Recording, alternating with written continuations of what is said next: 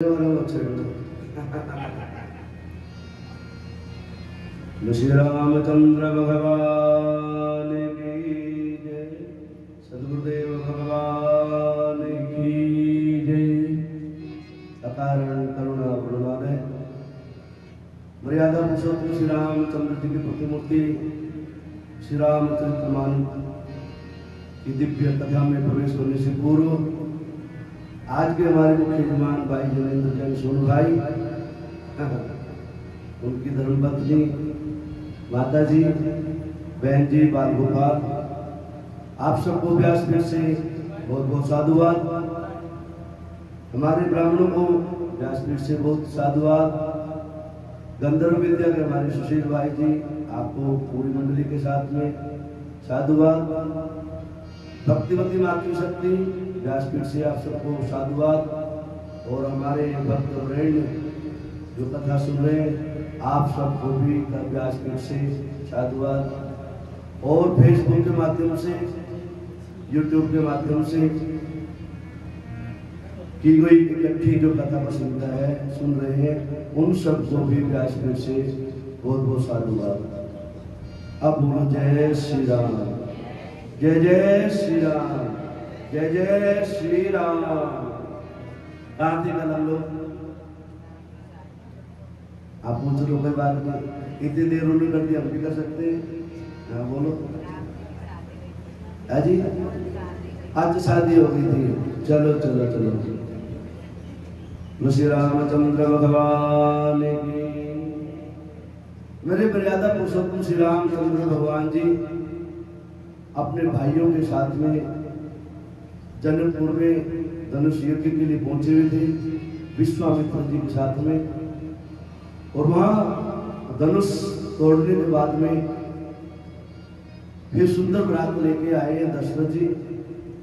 और सुंदर मुहूर्त में मेरे प्रभु का विवाह हुआ, संस्कार हुआ। और आज विदाई कर रहे हैं माता अपनी चारों कन्याओं की।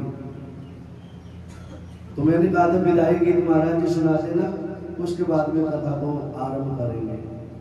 तो कैसी विदाई होती है कि माता, दादी, बुआ, चाची, ताई, भाई, चाचा, ताऊ, दादा कैसे मिलकर के अपनी पोती की, अपनी बेटी की, अपनी बहन की विदाई करते हैं और किस भाव से विदाई करते हैं। कितना सुंदर अवसर होता है और कितना मार्मिक वो अवसर होता है जब बहन या एक बेटी अपनी माता के यहाँ से पराए घर की तरफ कदम रखती है।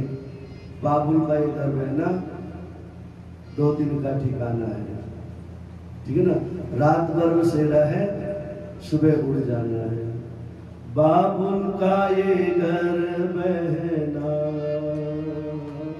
2 दिन का ठिकाना है।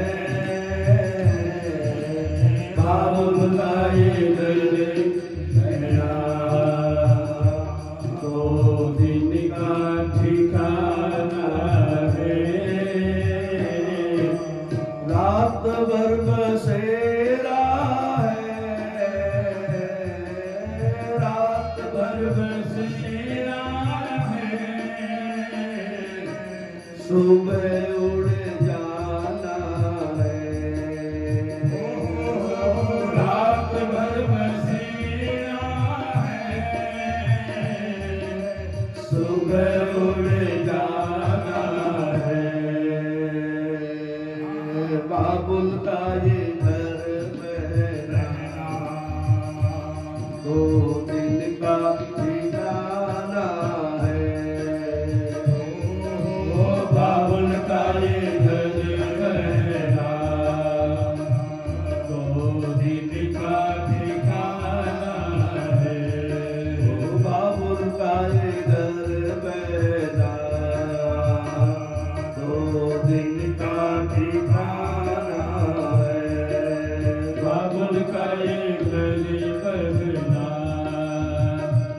2 दिन का ठिकाना है। बस ये विदाई गीत है, इतने गा लेना चाहिए। ठीक है ना, जो कथा पूरे दिन की बकी सुननी है। बाबुल का अगर महीना 2 दिन का ठिकाना, एक भाई अपनी बहन से कह रहे हैं बहन आपकी विदाई तारों की छाव में हुई, गोदरी लगन में फेरे हुए, रात भर रहना बस, और वो भी फेरे करते करते बीत जाएगी, बस रात का और समय, सुबह तो चला ही जाना है यहाँ से। इतना मार्मिक प्रसंग होते होते आज जनक जी ने अपनी बेटियों का विवाह करके बड़े प्यार से आदर से विदाई गीत गा करके विदा किया, अन्न और धन जो व्यवस्था थी देख करके। आज मेरे प्रभु अपने भाइयों के साथ में और अपनी बहुओं को साथ में लेकर के राजा दशरथ जी अपने अवध में प्रवेश कर रहे हैं। वहां की जगह है महाराज, अभी धीरे ध्यान रखो। हाँ, अवध में प्रवेश कर रहे हैं मेरे प्रभु। हाँ चलिए, क्या कहते हैं, जब तक कहते जब से भगवान श्री रामचंद्र जी अवध में पधारे शादी करके, मेरे प्रभु अपने भाइयों के साथ में अवध में पधार गए, और अवध में जैसे पधारे मेरे प्रभु, किस प्रकार से माताओं ने, सखियों ने, सहेलियों ने मिलकर के उनकी सेवा करी, टहल करी, मान और सम्मान किया। चारों तरफ पुष्पों की वर्षा हो रही है, पूरे अवध के अंदर बधाइयां बट रही है, पूरे अवध के अंदर हर्षोल्लास छाया हुआ है, पुष्पों की वर्षा हो रही है, और अवध में मंगल ही मंगल और शुभ शकुन ही हो रहे हैं। जब तेरा ब्याहे घर आए, जब तेरा ब्याहे घर आए, इतना मंगल मोद बनाए, इतना मंगल मोद बनाए, भुवन चारि दश ओधर भारी, सुकृति वेद मन सही सुख भारी, श्री राम जय राम जय राम, श्री राम जय राम जय राम। जब से मेरे प्रभु आए हैं शादी करके, अवध के अंदर मंगल ही मंगल हो रहा है, आनंद ही आनंद छाया रहा है। लेकिन कब किसके यहाँ पर कैसी अनहोनी स्थिति हो जाए, कैसा मंगल हो जाए, कैसा अमंगल हो जाए, ये तो विधाता ही जानता है। मेरे प्रभु की इतनी सुंदर व्यवस्था, अवध का इतना सुंदर गुणगान करते करते आज उस समय पे उस जगह पर आप पहुंचे हैं जहां आज पंचम दिवस की कथा जा रही है। क्या है हमारा, एक समय सब सहित समाना, राजसभा रघुराज विराज, सकल सुकृत मोर सिरनाओ, राम सुनसी सुनी अति मुछाओ, त्रिभुवन देवी काली जग बहारी, भोरी भाग दशरथ सब नारी, मंगल मोहन राम सुध जातो, जो कछु कही सोर सब धातो, श्री राम जय राम जय राम, श्री राम जय राम जय राम। ऐसे करते करते बहुत समय व्यतीत होता जा रहा है, और एक दिन राज दरबार में बैठे बैठे महाराज दशरथ को ज्ञान उत्पन्न हुआ, बोध हुआ, मानो कुछ कहना चाह रहे राजा दशरथ अपने आप में। जब अकेला महसूस करो और कुछ जानने की इच्छा मन में ललक आ जाए, एकांत में चला जाना चाहिए। दुख आ जाए तो एकांत में बैठ जाओ, कोई रास्ता दिखाई देगा, कोई ऐसी किरण दिखाई देगी जो आपकी उलझन को सुलझा के जाएगी। राजा दशरथ बैठे हुए चौथी अवस्था में मेरे प्रभु प्राप्त हुए थे राजा दशरथ को। तो चौथी अवस्था 60-70 साल की अवस्था होती है। आज मेरे प्रभु की शादी भी हो गई है, इसका मतलब 80 के आसपास हो ही चुके दशरथ। आज बैठे बैठे राजा दशरथ के मन में ऐसा भाव जागृत हुआ कि मैं चौथी अवस्था को भी पार करने जा रहा हूं। और चौथी अवस्था तो वानप्रस्थों की अवस्था होती है, साधुओं जैसी अवस्था होती है, गृहस्थी को छोड़ने की अवस्था होती है, योग और तप पूजन भजन करने की अवस्था होती है, हरि नाम का सुमरन करने की अवस्था होती है। इस अवस्था में तो जीव को वानप्रस्थी हो जाना चाहिए। राजपाट सब छोड़ करके अपने बच्चों को संभाला करके जंगल में जाना चाहिए। आज राजा दशरथ के मन में ऐसा भाव जागृत हो गए और क्या कह रहे हैं?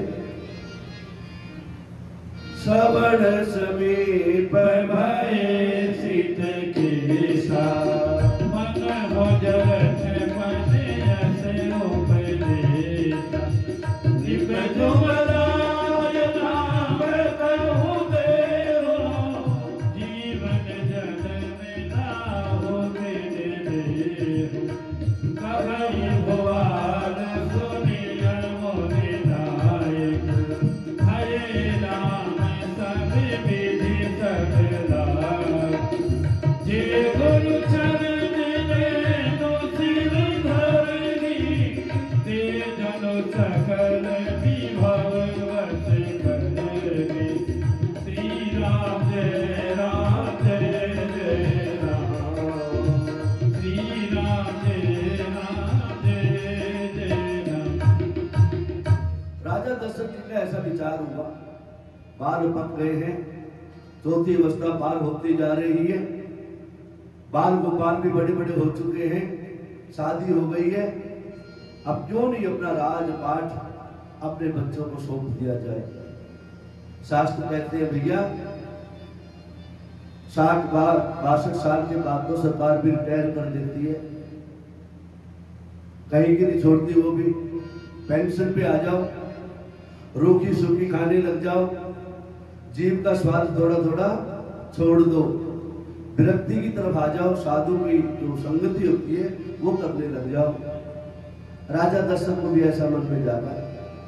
राजा दशरथ यही भाव जागृत कर रहे हैं।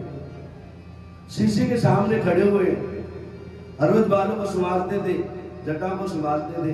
आप देखिए सारे जो बाल, दाढ़ी के बाल, आंखों की पुतलियों के बाल भी सफेद हो गए हैं। क्यों नहीं सुंदर अवसर देख करके राजपाट का त्याग किया जाए और वानप्रस्थ की ओर चला जाए। सुंदर भाव से मेरे प्रभु की दशरथ जी ने वशिष्ठ जी को बुलाया। महाराज सुन रहे हो? किसको बुलाया? किसको बुलाया था? बुलाया वशिष्ठ जी। हाँ, यार अपनी तरह कोई टूट में लिखा, मेरी बात नहीं सुनी ना आपने? हाँ, वशिष्ठ जी को बुलावा भेजा और वशिष्ठ जी को जैसे बुलावा भेज रहे हैं और सारी बातें वशिष्ठ जी को बड़े प्यार से समझा दी। महाराज चौथी अवस्था आ गई और क्यों नहीं राजपाट जो ना मेरे प्रिय पुत्र राम को सौंप दिया जाए, राजगद्दी पे अभिषेक राम जी का क्यों नहीं कर दिया जाए। बेग विलंब न करे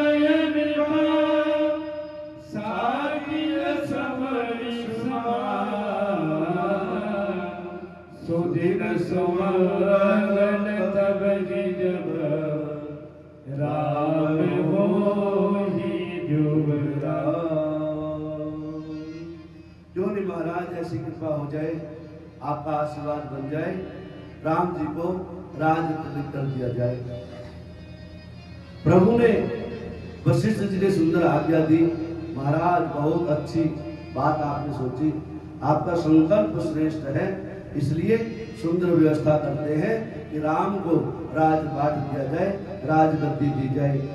इसलिए अब राजगद्दी की तैयारी हो रही है। मेरे प्रभु श्री रामचंद्र जी को राज सिंहासन पे बिठाने की तैयारी कर रहे हैं मिलकर के सभी।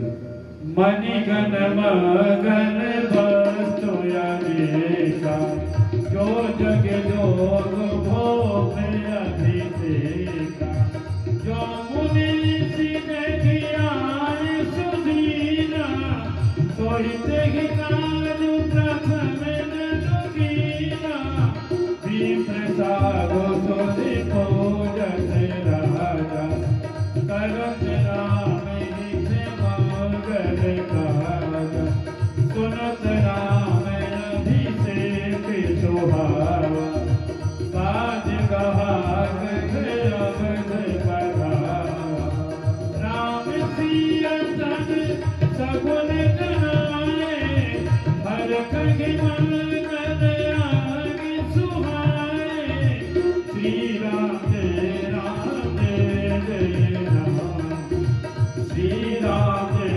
राम जय जय राम। तब नर नाम वशिष्ठ बोलाए, राम धाम सिख देने बधाए, गुर लागन सुनत रघुनाथा, द्वारे आई पद नाय उमाता, सेवक सदन स्वामी आगमनु, मंगल बोल अमंगल गमनु, जन में संग सब भाई, भोजन सैन के दिलाई, विमल से अनुचित एको, माधव बिहारी हरि अभिषेको, श्री राम जय राम जय जय राम, श्री राम जय राम जय जय राम। ऋषि वशिष्ठ जी, गुरु वशिष्ठ जी भी आ गए। सबको पता लगा, सबको इकट्ठा कर लिया। राम को राजकाज सौंपने जा रहे राजा दशरथ। मेरे प्रभु कहते हैं, हे गुरुदेव, गुरु भगवान पहुंचे राम जी के पास में आशीर्वाद देने के लिए। गुरु का बड़ा मान सम्मान किया मेरे प्रभु ने। राजा दशरथ ने स्वयं अपने आप नहीं कहा राम जी को, बेटा आपको राज्याभिषेक कर रहा हूं। गुरु के द्वारा, श्रेष्ठ जनों के द्वारा।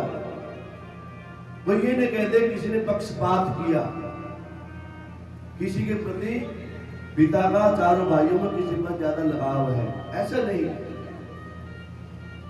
वशिष्ठ जी राम जी के पास पहुंचते हैं और वशिष्ठ जी सारी बातें राम जी को कहते हैं, बेटा आज वो सुंदर अवसर आ गया है जिस अवसर का हर जीव को, हर प्राणी को इंतजार है।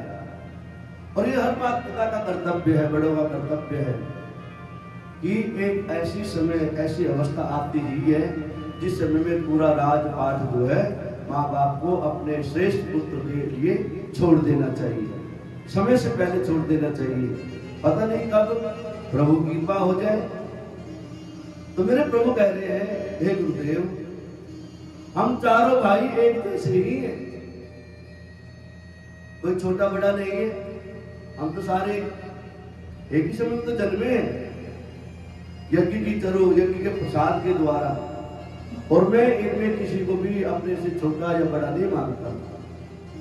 और जहां समता हो, बराबरी हो, एक जैसा ममत्व हो, एक जैसा लाड प्यार हो, तो वहां कौन छोटा और कौन बड़ा।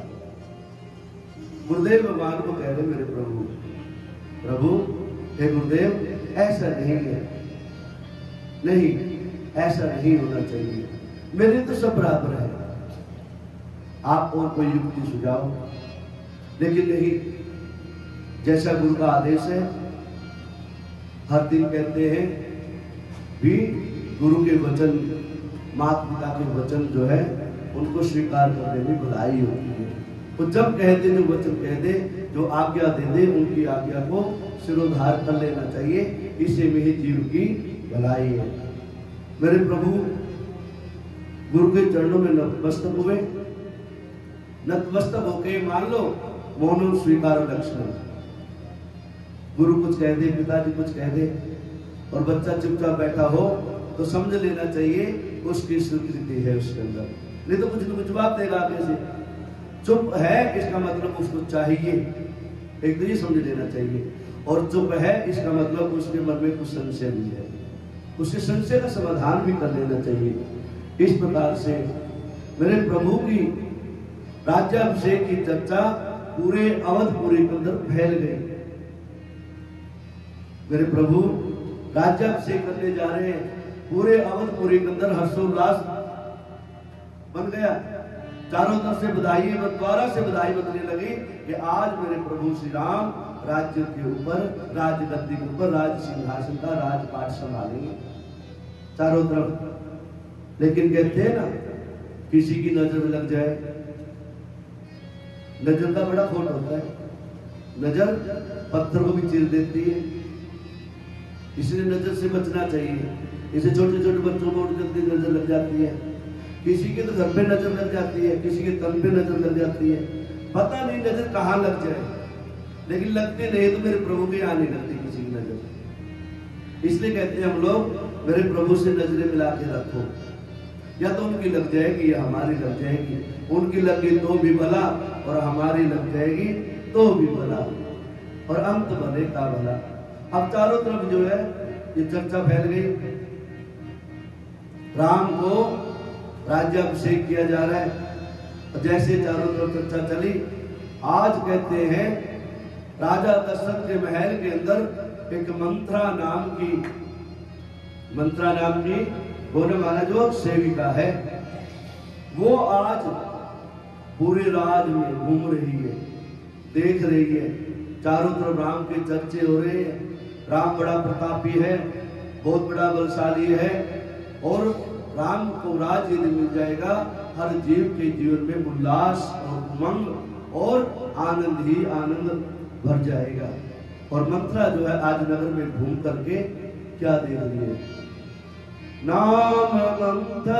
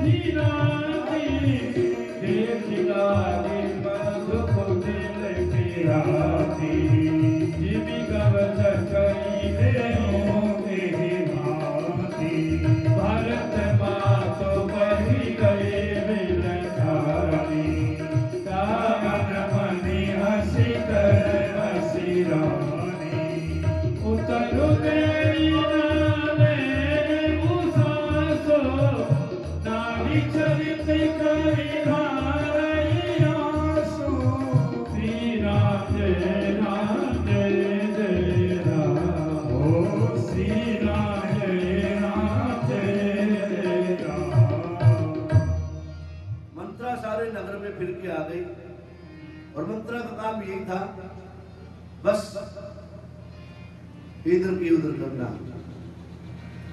यहाँ की सुनी, दो वहां लगा दी, दो वहां से इकट्ठी करी, बैग भरा वहां सुना दिया। जो लोग ऐसा करते हैं ना, वो मंत्रा है, मंत्रा के पड़ोसी है, मंत्रा के रिश्तेदार है, भाईचारे हैं, इसलिए कभी नहीं करना चाहिए। मंत्रा बेचारी सुन करके, और एक बात और सुनाई, हम गुरु महाराज कह रहे थे,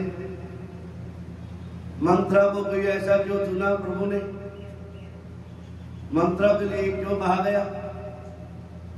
तो मान लो देवता लोग कोई कार्य सिद्ध करवाना चाह रहे हैं, तो किसी न किसी को तो चेला बनाएंगे ना देवता लोग, देवी देवता इकट्ठे होकर देंगे। क्यों? यदि मेरे प्रभु राजकाट में लग गए तो बस वहीं रह जाएंगे, अयोध्या में रह जाएंगे। और जिस जीव को, जिस ऋषि को और जिस ऋषि पत्नी को, जिन भक्तों को मेरे प्रभु वचन दे के आए थे, मैं आऊंगा, अवतार लूंगा, सही समय अवतार लूंगा और सबके पास में आऊंगा, सबका पाप विमोचन करूंगा, सबके ऊपर दया करूंगा, इसलिए इंतजार करो, मैं आ रहा हूं। मानो देवताओं ने मिलकर ये ऐसी युक्ति सुझाई, मंत्रा को बनाया चेला ने। मंत्रा मिली वहां पर, क्यों? जो जैसा होता है उसको वैसे सुनना पड़ता है, बनाना पड़ता है। तो देवताओं ने देखा कि मंत्रा ही एक ऐसी है जो ऐसी सुंदर युक्ति सुझा सकती है। मंत्रा को ऊपर आशीर्वाद दे दिया। और गुरु महाराज जी तो ये भी कह रहे थे कि इंद्र आदि देवताओं ने मिलकर के मंत्रा की जीव पे और उधर केकई की जीवा के ऊपर सरस्वती को वास कर दिया था, लेकिन विशेष रूप से केकई के लिए बोला गया। अब इस प्रकार से मंत्रा सबकी चहेती थी, लेकिन किसके साथ में रहती थी? केकई के राजमहल में रहती थी। महाराज ऐसे है ना।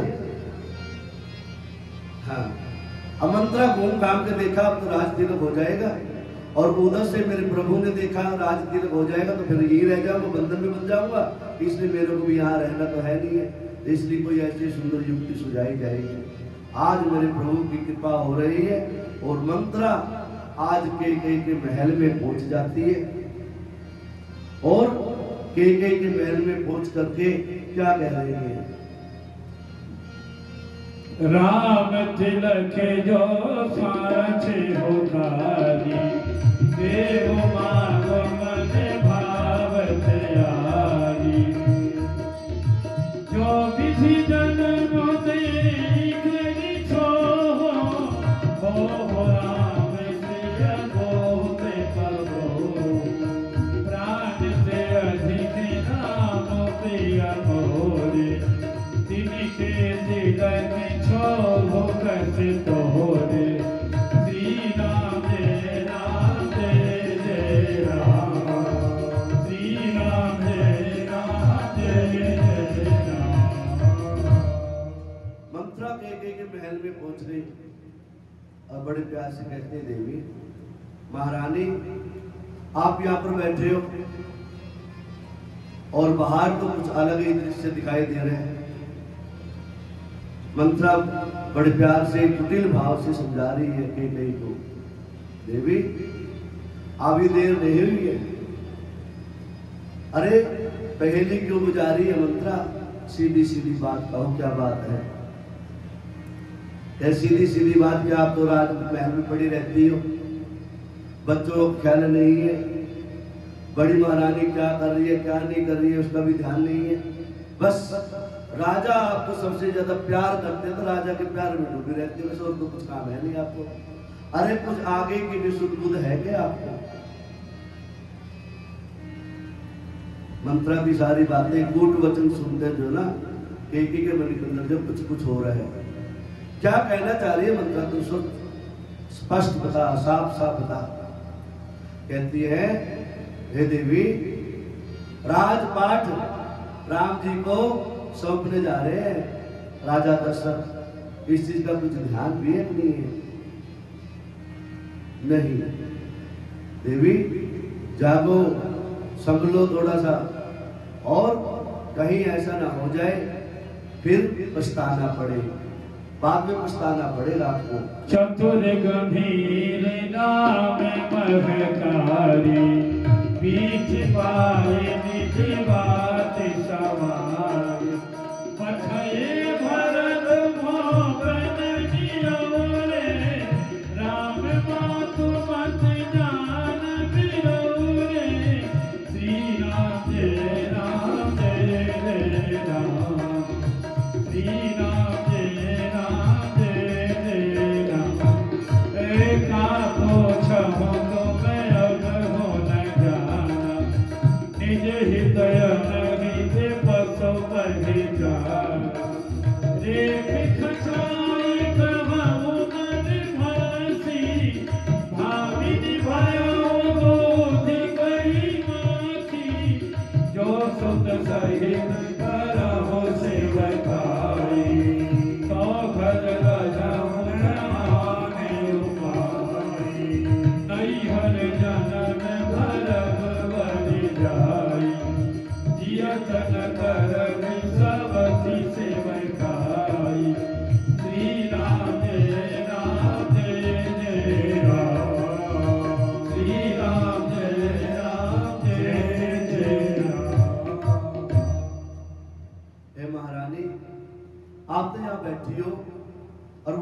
उस कौशल्या ने, बड़ी महारानी ने क्या क्या खेल खिला दिए, तेरे को पता भी नहीं लगा इस चीज का।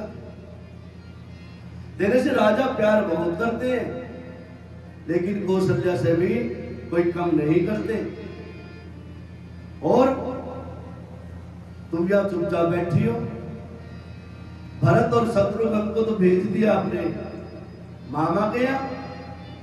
कौशल्या ने राजा दशरथ के साथ मिलकर के, और कौशल्या ने अपने बड़े पुत्र को राजा बनाने का कुछ चक्कर डाल दिया।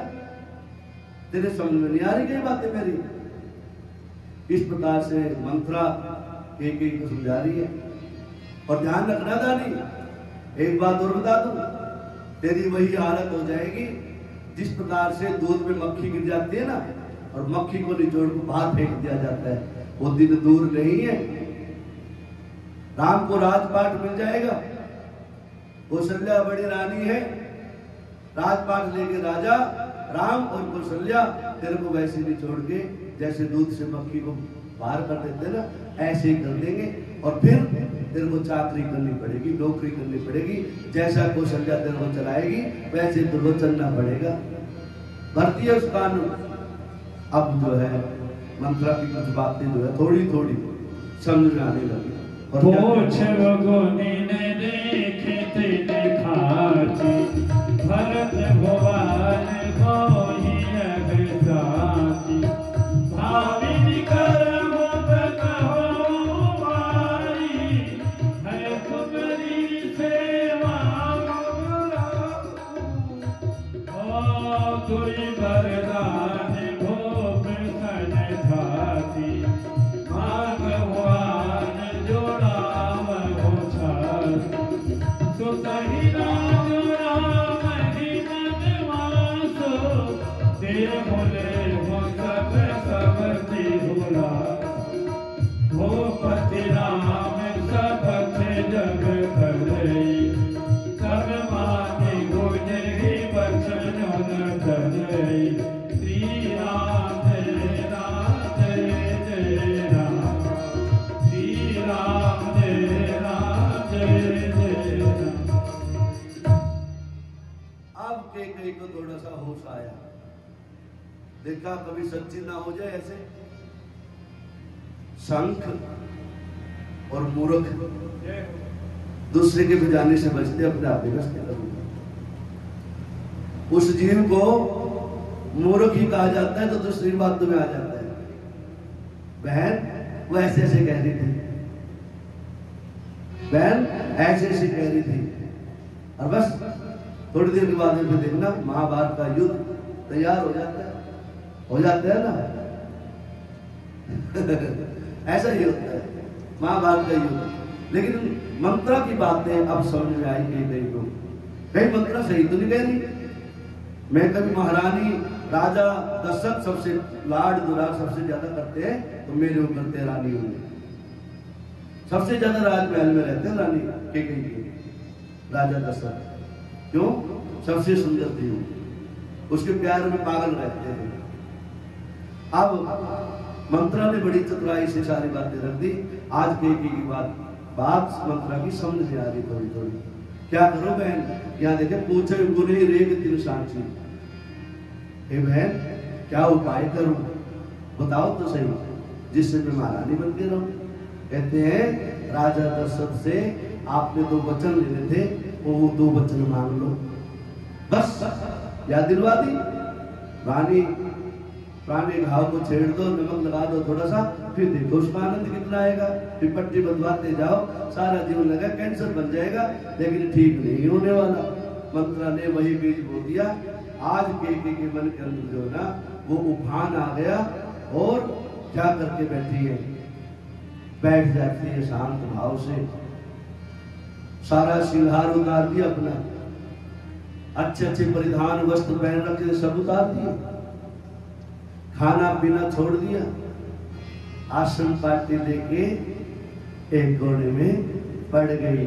आसन पार्टी जानते हैं ना, सीधा माता कहती है, देसी भाषा है ये, बसों में कुल रहा था।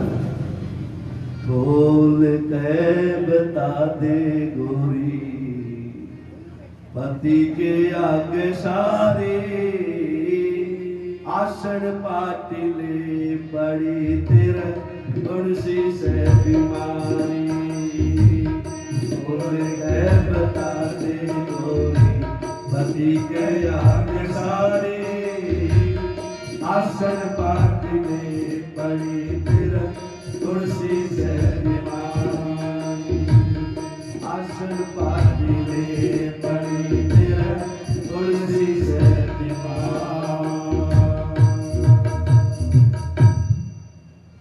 राजा दशरथ आ गए, देखा सभी रानियों से मिलते मिलते कई के महल की तरफ आए। महल में आज अंधेरा है, घनघोर अंधेरा, चारों तरफ मानो कोई बहुत बड़ा अपयश पीछा कर रहा हो, बहुत बड़ा अंधकार, बहुत बड़ा पाप पीछा कर रहा हो जीव का, तो समझ लेना उसके जीवन में अंधेरा ही आएगा। राजा दशरथ पहुंचे हैं, रानी का हाल देखते हैं, नीचे पड़ी हुई है, पड़ी है बिल्कुल बालों को खोल करके, बुरे हालत देख करके राजा चकित हो गया। रानी, अरे क्या हो गया, कौन सा अभ्यास तेरे को लग गया, मेरे से कौन सा काम गलत हो गया, किसी रानी ने तेरे को कुछ कह दिया क्या, किसी बच्चे ने कुछ कह दिया क्या, राजघराने में किसी ने तेरी बेइज्जती कर दी क्या। रानी कस से बस नहीं हो रही, कुछ नहीं कह रही। मंत्रा ने एक बात और बताई थी, रानी जब तक दोनों वचन ना भर ले राजा, जब तक सावधान रहना, जैसी अवस्था है वैसे रहना, लाख कोशिश करे ठंडाई पिलाने की, लाख कोशिश करे राजा दशरथ लिमका पिलाने की, पीना मत जब तक दो वचन पूरे नहीं हो जाए। और दो वचन पूरे नहीं, दो वचन तो पूरे भी हो सकते हैं। एक बात और दिमाग में बिठा के रखना, जिसके लिए राजपाट की तैयारी हो रही है रानी, जब तक उस राम की सौगंध न उठा ले राजा दशरथ, जब तक जो मानना मत, जब तक हामी मत करना। मंत्रा ने सीख दे दी, और मान लो सौगंध आ जाए राम की, बोल देना राजन, हाथ में जल उठा लो, राम की सौगंध खा लो, और मैं अपने दो वचन तुम्हारे को सुनाऊंगी। अरे दो वचन बता दे तो आपको कौन से हैं। जब देवासुर संग्राम हो रहा था, राजा दशरथ अपनी छत्राणी कैकेयी के साथ में देवासुर संग्राम में गए थे, और युद्ध करते करते, लड़ते लड़ते राजा दशरथ के रथ का पहिया टूट गया, धुरी, जिसके बीच में दोनों पहिए चलते हैं उसको धुरी बोलते हैं। एक चक्का डगमगाने लग गया। रानी का प्यार देखना, कौशल्या नहीं गई, सुमित्रा नहीं गई, कैकेयी ही गई, छत्राणी थी पक्की, साथ में रहती थी रात दिन, इसलिए कैकेयी से ज्यादा प्यार करते थे मेरे राजा दशरथ। युद्ध भूमि के अंदर जब जा रहे थे, युद्ध लड़ रहे थे, रथ रुक गया, रथ का पहिया डगमगाने लग गया। रानी ने देखा कि मेरा कहीं यश खत्म ना हो जाए, मेरा सुहाग कहीं खत्म ना हो जाए। रानी ने छलांग मारी, रथ से उतर कर गई, और रथ के पहिए में अपनी उंगली लगा दी। राजा हार न जाए, राजा को पता ही लगा रानी ने अपनी उंगली लगा रखी उसके अंदर, और जो अपना पल्ला था उसके रथ की धुरी पे लपेट दिया। जब युद्ध हो गया, राजा के प्राण बच गए, रानी की शक्ल देखी, अवस्था देखी, राजा देख करके मूर्छित हो गया। रानी, इतना बड़ा आपका त्याग, इस त्याग के लिए मैं आपको दो वचन देता हूं, जब चाहे जैसे वचन मांग लेना, ये शपथ है। रघुकुल रीति सदा चलिया राज गाए पर वचन जाई, राज गाए पर वचन वही बात याद करवा दी। आप इस प्रकार से राजा दशरथ रानी के महल में पहुंचे हुए थे, बातें कर रहे थे। महाराज कुछ नहीं चाहिए मुझे, फिर क्या चाहिए? 2 वचन है मेरे, उनको स्वीकार कर लो तो मैं मान जाऊंगी आपको। हे प्रभु 2 वचन है।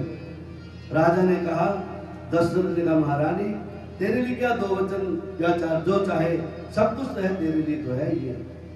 ऐसे नहीं महाराज, आज बात तो मेरी आने वाली में, आज मैं सच्चे गुरु की चेली बन के आई हूँ आपके सामने। आज वही चुप सारी चीज देनी पड़ेगी जो मैं चाह रही हूँ। मांगो पे कहो प्रिया, कब हुन दे हुन देन कहो वरदान दुई, तेहु पावत समुदे। झूठ ही हम ही बोल जन दे, तुरी के जारी मांग मथुरे हो। रघुकुल रीति सदा चली आई, प्राण गाय मरे वचन गाई। तेरी पर राम शपथ करी आई, सुखित स्नेह नवधि रघुराई। श्री राम जय राम जय जय राम, श्री राम जय राम जय जय राम। ऐसे नहीं राजन, ऐसी बात नहीं बनेगी। बस साफ साफ सुथरी सुथरी बातें हैं, मैं आपकी बातों में आने वाले नहीं। आज मैंने सब कुछ जान लिया है, अब तो मैं तेरे प्यार में पागल थी, पागल नहीं हुई। मैं तो अंधेरे में रहती थी, प्यार मेरे से करते दिखावे के लिया और प्यार किसी और से कर रहे तो नहीं, ऐसे नहीं। अब पता लगा सच्चे में मेरे को मक्खी की तरह दूर से बाहर निकाल दोगे आप। रानी की बातें सुनते थे राजा दशरथ अचंभित हो गई, क्या कह रही है, कौन सी बातों को लेकर आज बैठ गई है। ऐसे तो कहीं का रूप मैंने नहीं देखा था कभी। ठीक नहीं, तेरी सौगंध खाता हूँ, तेरे सर पे हाथ रखता हूँ, मांग क्या मांगना चाहती है। ऐसे नहीं, मेरी शपथ तो कई बार खाली होगी आपने और फिर कौशल्या को बोल दिया वजह करके, नहीं ऐसे नहीं। फिर आज जो है राम की शपथ खानी पड़ेगी आपको। शपथ है आपको राम की, प्रतिज्ञा करो राम के। क्यों? मेरे दशरथ को राम से प्यारा कोई नहीं था। दशरथ वो जीव है जो रात दिन प्रभु के चिंतन करता रहता है।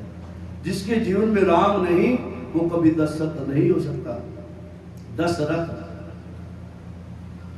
है, 5 कर्मेंद्रियां, 5 ज्ञानेंद्रियां जब इकट्ठी हो जाए और प्रभु के चरणों की तरफ चलने लग जाए, समझ लेना जो उसके जीवन में दशरथ की भूमिका निभाने का संयोग प्राप्त हुआ है, मेरे प्रभु की कृपा प्राप्त हुई है। ऐसे हैं दशरथ। राम राम सब कहे हैं, राम राम सब कहे, दशरथ कहे न कोई। एक बार दशरथ कहे तो जीवन सफल हो जाए। एक बार दशरथ बन के करते तो देखो दशरथ जैसा काम। कई बेचारी बैठी हुई सारी बातें कर रही है। महाराज राजा राम की शपथ लो, अपने पुत्र की शपथ लो और फिर मैं आपसे 2 वरदान मांगूंगी। दशरथ जी नतमस्तक हो जाते हैं। बोला था मैंने त्रिया हट, राज हट, बाल हट। यहां पर पता लगा त्रिया का हट होता है। रात के 2 बजे खड़ी हो गई, 9 लाख का हार बना के दे दो, दे दूंगी। देना पड़ेगा, कहीं से मिलाओ, चाहे नकली दोस्त रात को निकाल के देना पड़ेगा आपको, नहीं तो उसके समतुल्य पैसा निकाल के सुबह सुबह लाओ। इसलिए कहते हैं त्रिया हट बहुत बड़ा हट होता है। ऐसे राज हट भी बहुत बड़ा हट होता है। इसलिए एक भजन गाया करते ना, कौन सा भजन महाराज हो, इतना ही प्यारा भाई हो, याद है कुछ लाइन उसमें क्या है, थोड़ा सा गुनगुनाना है। जिस भजन में राम का नाम न हो उस भजन को गाना चाहिए।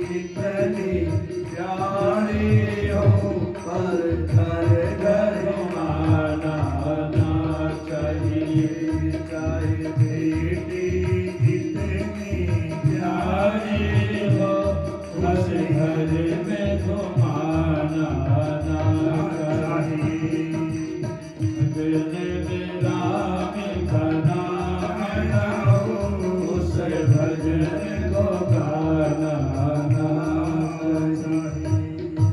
इसी भजन की लाइन आगे की, स्त्रियां कितने भी प्यारी क्यों ना हो अपनी स्त्री, लेकिन सारे भेद खोल के नहीं बताने चाहिए उसको। ये था ना, हाँ लेकिन नहीं, आज का समय तो यही है, बता देना चाहिए। अब बोलो जय श्री राम, जय जय श्री राम, जय श्री राम। अपनी बात होती है ना जो सारे बोलने लग जाते हैं, हाँ अपने हित की बात सब समझने लग जाते हैं, हाँ लेकिन जो सबसे बड़ा हित है प्रभु के नाम का सुमिरन, उसकी चर्चा किया करो। इस स्वार्थ की बातों की चर्चा मत किया करो। कितना आनंद आया, फटाफट सबके कान खड़े हो गए, हमारे मतलब की बात हो गई है। और जब मैं आज 5वां दिन हो गया कहते कहते, जिस भजन में राम का नाम ना हो उस भजन को गाना नहीं चाहिए। जब इस भजन में राम का नाम ही नहीं है, क्यों गा रहे हो, क्यों जा रहे हैं वहां पर, लेकिन मन वही लगता है जाने में। राम नाम में किसका मन लगा, कहीं नहीं लगता। एक माला मुश्किल से राम नाम की जपोगे, उसी समय जो ना आ जाएगी बहन जी झोला लेकर के, बहन आ जाओ बहुत होगी माला, आज वो पार्क में बैठते हैं और आज देखो क्या क्या बातें सुना हुई, सारी महाभारत, सारी रामायण, सारी पता नहीं क्या क्या गीता सब सुना देंगे बैठ करके। फिर शाम को फिर सुबह फिर पंडित जी के पास पहुंचे, महाराज अभी क्या क्या हो गया। अब बोलो जय श्री राम। अब इस प्रकार से मंत्र की बातें धीरे धीरे पुष्पित और पर्वित हो रही है। और केकई क्या कह रही है राजा को, हे राजन सुनो मेरे 2 वचन है उनको बताता हूँ। सुनो प्राण प्रिय भावत जीना, एक बर भरत ही का, मानव को सर्वर कर जोरी, पुरम गुणात मनोरथ मोई, तापस सभी से उदासी, 14 वर्ष राम वनवासी, माथे माथे मोदी दो लोचन, तनु धरि सोच लाग जनु सोचन, और मनोरथ सुर तरु भोला, भरत करि निमिहत सनोला, श्री राम जय राम जय जय राम, श्री राम जय राम जय जय राम। राजा दशरथ ने प्रभु राम की सौगंध खा ली, और जैसे सौगंध खाई, जैसे गुरु ने पढ़ाया था, जब तक राम की शपथ ना हो जब तक वचन मत मांगना। आज पहला वचन और दूसरा वचन दोनों इकट्ठे मांग रही है। क्या कह रही है, मांगो भरत का टीका, टीका मैंने राज तिलक, क्यों के सुपुत्र है ना भरत, भरत जी को राजपाट दे दो। चलो हो गया, अभी कोई बात नहीं, स्वीकार किया मेरे प्रभु ने, प्रभु कृपा से राजा दशरथ ने। लेकिन जो दूसरा वचन था उसके ऊपर आके बड़ा संशय है। भ्रमित जीव जो है जब प्रभु के सन्निकट खड़ा हो, प्रभु सामरा मेरा बिल्कुल सामने खड़ा हो, और कोई बीच में आकर के मान लो आग लगा दे, तो समझ लेना उसका जीवन जो है ना सदा सदा के लिए पतित हो जाता है, गिर जाता है। दूसरा वचन मांगा, मांगो दूसर वर एक जोरी, और तापस वेश विशेष उदासी, वनवासी का भेष हो, और 14 वर्ष का वनवास हो, और राम को ये वनवास दे दो, और भरत को आप राज तिलक दे दो। राजा दशरथ ने पहले वचन को सुना तो कुछ नहीं रहा, जब राम का नाम आया और 14 वर्ष का वनवास राजा दशरथ जी के सामने बोला, तो राजा दशरथ जो है अपने मत्थे को पकड़ करके दोनों हाथों से आंखों को मूंद करके बेहोश होकर के जमीन पर गिर पड़ते हैं, त्राही त्राही पुकारने लग जाते हैं। इससे बड़ा जीवन में अपयश क्या होगा, कि जीव को उस परम पिता परमात्मा से कोई जीव बाहर निकाल दे, कोई आकर बीच में जीव और परमात्मा के मिलन में बिछोह उत्पन्न कर दे। राजा दशरथ नीचे गिर जाते हैं और फिर वहां की व्यवस्था क्या चलती आगे सुंदर भाव तेने कहा वो अब जनी बरो देहो अजहो सत्य जग अब जस देहो सत्य सराहि कहो बलो देना देव देई मागी छमेना शिव दधी शिवनी जो कछो भाषा तनु धनु तजहु दसन पनुराधा श्री राम जय राम जय जय राम श्री राम जय राम जय जय राम। महाराज बस आपने कहा था ना 2 वचन दूंगा, आज मैं अपने वचनों को मांग रही हूँ, मेरे ये 2 वचन दे दो बस। आपने और आपके पूर्वजों ने वचनों की मर्यादा रखी, वचनों को निभाया, आप भी उस मर्यादा का पालन करते हुए अपने वचनों का पालन कीजिए। हे प्रभु इस प्रकार से मेरे को वचन दो कि कई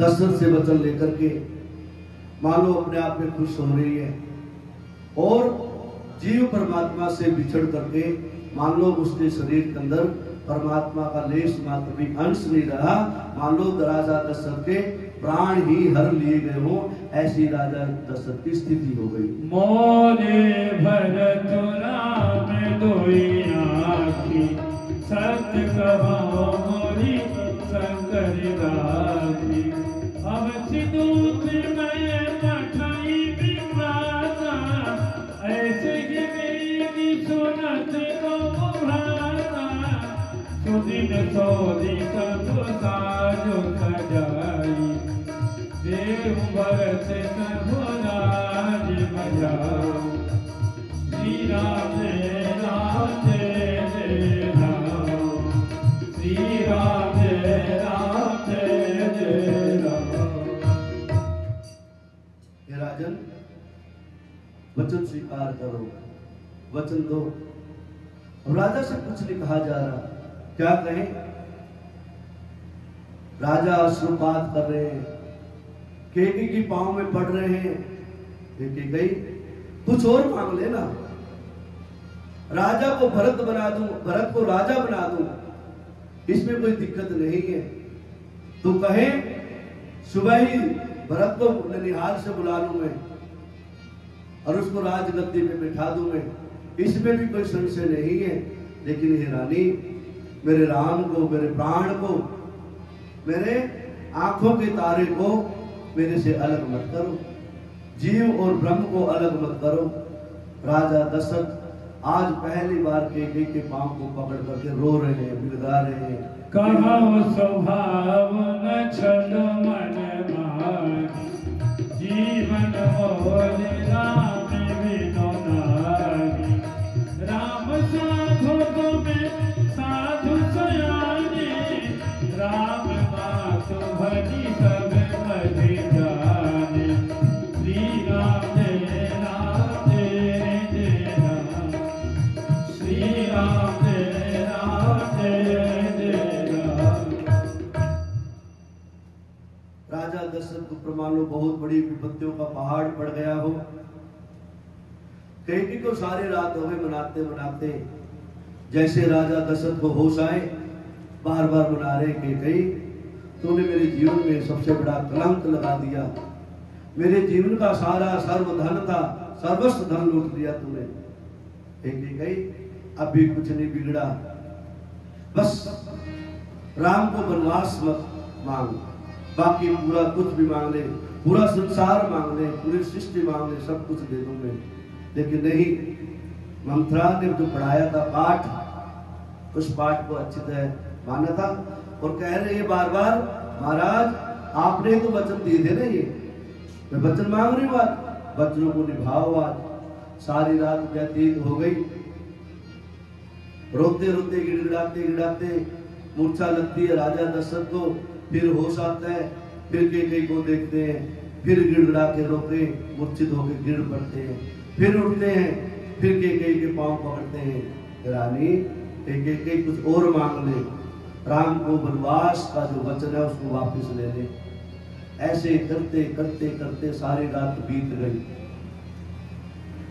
पता ही नहीं लगा कब रात बीत गई। और कहते हैं जैसे प्रतिदिन का नियम था राजा दशरथ का राज संभालने का, राजगद्दी पे बैठने का, प्रातः काल उठ के नहा धो करके सज धज करके मुकुट को धारण कर करके हाथों में अपने आयुध को लेकर के चलते थे, क्षत्रिय वैसे चलते थे। लेकिन उनका एक सेवक था, क्या नाम था महाराज? सुमंत्र जी। आज उन्होंने देखा, मंत्री ने, महाराज सूर्योदय हो गया, ऊपर आने को हो गए सूर्य भगवान, राजा अभी तक उठे क्यों नहीं, क्या बात हुई? और जैसी चहलकदमी राजघराने में होती थी आज वैसा वातावरण नहीं है। मान लो किसी ने बहुत बड़ी भारी काली नजर फेर दी पूरे राजघराने के ऊपर, सुमंत्र देख करके बेहोश हो रहे, मान लो सब पूछ रहे सुमंत्र से, भैया राजा अब तक आए क्यों नहीं, क्या बात है? सबने प्रार्थना करी सुमंत्र से। आज सुमंत्र जो है ना राजघर में जाते हैं और क्या देखते हैं वहां पर अंदर जाके, जाहो सुमंत्री जगावे बुझाई, कीजिए आजो रजाए सुपाई, गए सुमंत्री तमें राहुल मारे, देखी भयावन जाते डेराही, कही जय जीवी बैठी सी रुनाई, देखी भोपे गति गया वो सुभाए, आंगन गुलाम ही बीवी बुलाई, समाचारी तब पूछे हुआई, चले वो सुमंत्री राय रोक जानी, लखी कुचारी तीन कछुरानी, लखी कुचारी तीन कछुरा, रामे सुमंत्र ही आवत देखा, आगर कीने पिता सब देखा, लखी बदन कही वो पे लगाई, रघुकुल दीपगी चलो नवाई।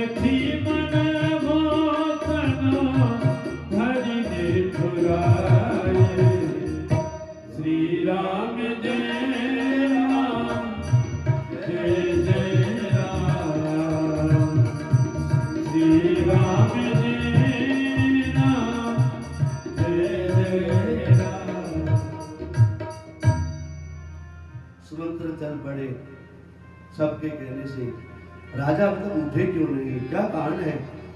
और जैसी सुंदर शोभा होती थी प्रतिदिन उठने की, थालियों के थाल, आरती के थाल, फूलों के थाल सज धज करके चारों तरफ मंगल गीत चलते रहते थे।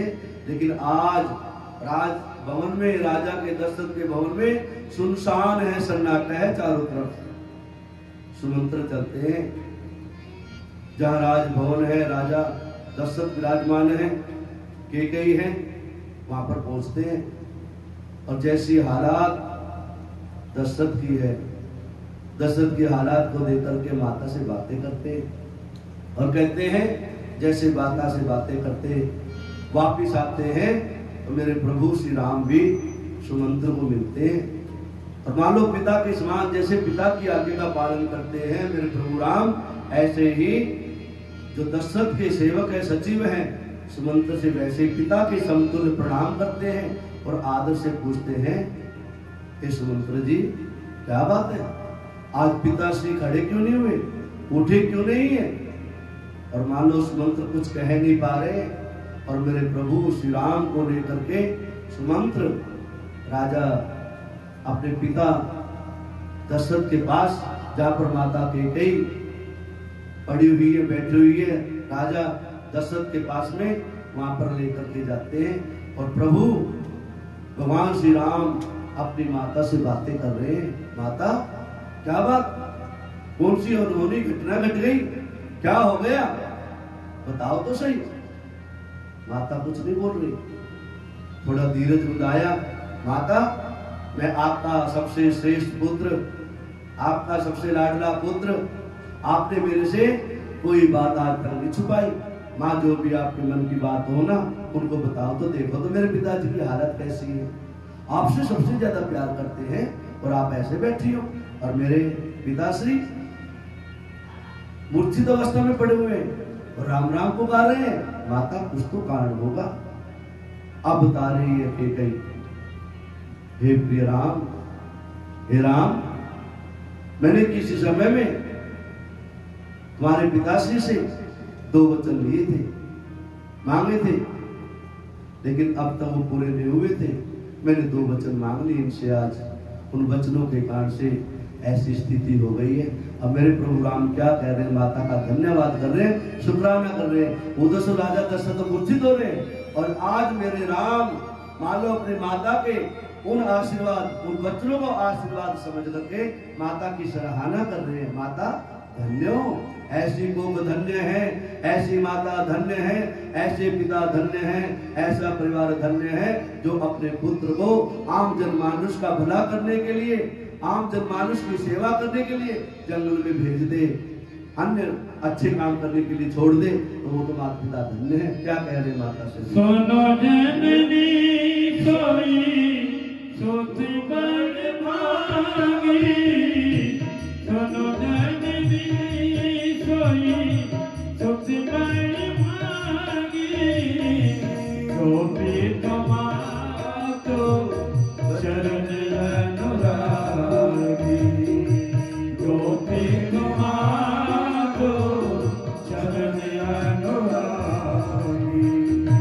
कनय मातो में तो दोष निहारा, दुर्लभ जननी सकल संसारा, भरत प्राणी प्रिय पावन गिराजो, विधि सब विधि मोहि सन्मुख आजो, रोने जाओ बन कैसे मुकाजा, प्रथम गनिया मोहि मोढ़े समाजा, श्री राम जय राम जय जय राम, श्री राम जय राम जय जय राम।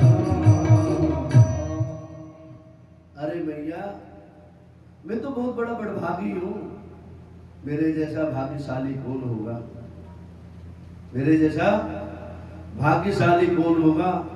और माता मैं आपके दूध का ऋण कब उतारूंगा। आपने कोई वचन, कोई ऐसे वैसे वचन थोड़े मांगे हैं। आपने तो आम जनमानुष का कल्याण हो उसके लिए वचन मांगे हैं। और मेरे जैसे बड़भागी कौन होगा। और क्यों नहीं मैं सहज भाव से भरत को जो है ना राजगद्दी में बैठा दिया।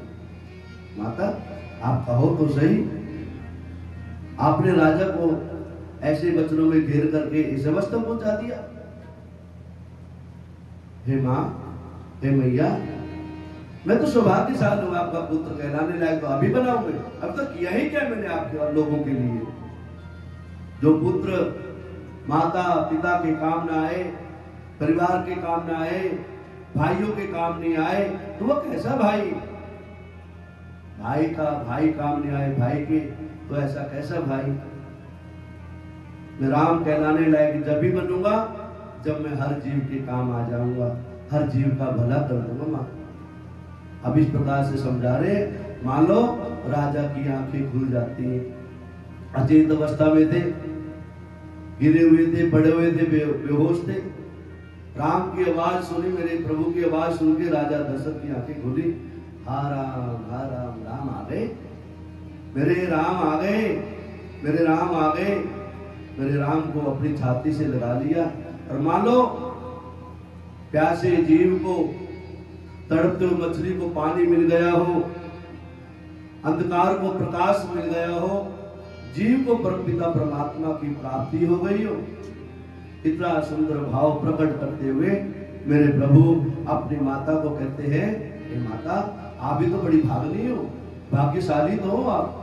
आपने हमारे जैसे पुत्रों को जन्म दिया और आपकी हम आज्ञा का पालन ना करें, माता पिता की आज्ञा का पालन नहीं करे तो हमारे जीवन को धिक्कार है। इसलिए एक सत्पुत्र को अपने माता पिता के लिए जीवन भी न्यौछावर करना पड़ जाए, अपने भाई के लिए जीवन भी न्यौछावर करना पड़ जाए, अपने देश के लिए, अपने गांव के लिए, अपने परिवार के लिए जीवन भी न्यौछावर करना पड़ जाए, तो सुंदर भाव से प्रभु का सुमिरन करते हुए अपने जीवन को भी बलिदान कर देना चाहिए। राम जी ने इतना सुंदर प्रसंग, इतनी सुंदर मर्यादा केके के सामने प्रस्तुत करी। राजा दशरथ को थोड़ा सा होश आया, मेरे राम आ गए। कौन आ गए? मेरे राम आ गए। और आए हैं तो क्या कहते हैं, और क्या कह रहे थे, हे मां,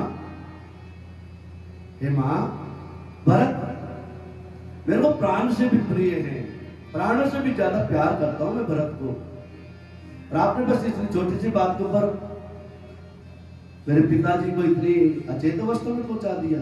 ये छोटी सी बात तो मेरे को कह देते आप, मैं सहज स्वीकार कर लेता। क्या जरूरत थी राजा को इतना प्रताड़ित करने के लिए। आज मेरे प्रभु मान लो एक जीव को ज्ञान दे रहे हैं। कभी भी ऐसी अवस्था में, ऐसी व्यवस्था में, परिस्थिति अनुकूल हो प्रतिकूल हो, कभी भी ऐसे वचनों का प्रयोग नहीं करना चाहिए जिससे जीवन में लांछन लग जाए, समाज में हानि पहुंच जाए, समाज की मर्यादा खत्म हो जाए, कुल की मर्यादा खत्म हो जाए, घर की मर्यादा खत्म हो जाए, पति और पत्नी के बीच का जो सामंजस्य है वो सदा सदा के लिए नष्ट हो जाए। इसलिए कभी ऐसे वचनों का प्रयोग नहीं करना चाहिए। मानो मेरे प्रभु राम अपनी माता को ये ज्ञान दे रहे, माता मैं तो मान लो प्रभु हूं, मैं तो अविनाशी हूं, लेकिन आम जनमानुष इस चीज को नहीं जानेगा। उसको तो पढ़ाना पड़ेगा, उसको तो वोट वोट के पिलाना पड़ेगा, और फिर भी समझ में आए ना आए कोई पक्का नहीं। इतना भरोसा दिया। और आज मेरे प्रभु राजा दशरथ से मान लो आज्ञा ले रहे हैं, हे पिताश्री, किस चीज का संकोच, किस चीज का डर और किस चीज का ममता आप मेरे ऊपर लगा के बैठे हो। आपके तो हृदय में विराजमान हो, आप जब चाहो मेरे को पा सकते हो। मान लो जीव को कह रहे प्रभु, जीव चाहे चल के आओ ना मेरी तरफ, एक कदम चल के आओ मेरी तरफ, मैं स्वयं चल के आऊंगा। ये मेरा कर्तव्य है, मेरा संकल्प है। मेरे प्रभु ये ज्ञान दे रहे हैं और क्या कह रहे हैं, चारि पदार्थ कर तल जाकर शाही पदार्थ कर तल ताके प्रिय भी तुम्हारो प्राण सब जाके आए सुमानी जन्म पर पाए अरियाम बेगी हो न जाए बिना मातो सने आवहु मांगी चली हम बनगी बहुरी पगिनागी बस कही राम भगवान तब कीना वो पैसों के बस उतर न देना श्री राम देना दे देना श्री राम देना दे देना। हे माता, मेरा जीवन धन्य हुआ, मैं कुछ देने लायक बना अपने माता पिता को। और आप इसके अंदर भी आपने बहुत अच्छे वचन मांगे हैं, और दो चार मांग लेती मैं दे देता, मैं अपने पिताजी को मना लूंगा, आप टेंशन मत लो। किसी प्रकार की निराशा आपके हृदय में व्याप्त हो जाए इसके लिए मैं आपको नहीं कहूंगा, नहीं, आप बिल्कुल खुले मन से खुशी मन से अपने बच्चों का पालन करूंगा मैं, आप मेरे को आज्ञा। तो पिताजी के चरणों में शीश नवाया। आज मेरे प्रभु पिताजी की आज्ञा लेकर के माता कौशल्या के पास में जा रहे और कई माता से कह रहे हैं हे माता, और अपने पिताश्री से कह रहे हैं हे पिताश्री, मैं माता की आज्ञा लेके तो आ जाऊं, आज्ञा दो मेरे को, मैं अपनी माता की आज्ञा लेकर के आता हूं। और क्या कहते थे, रघुकुल जोरी रघुकुल तिलक जोरी दो हाथ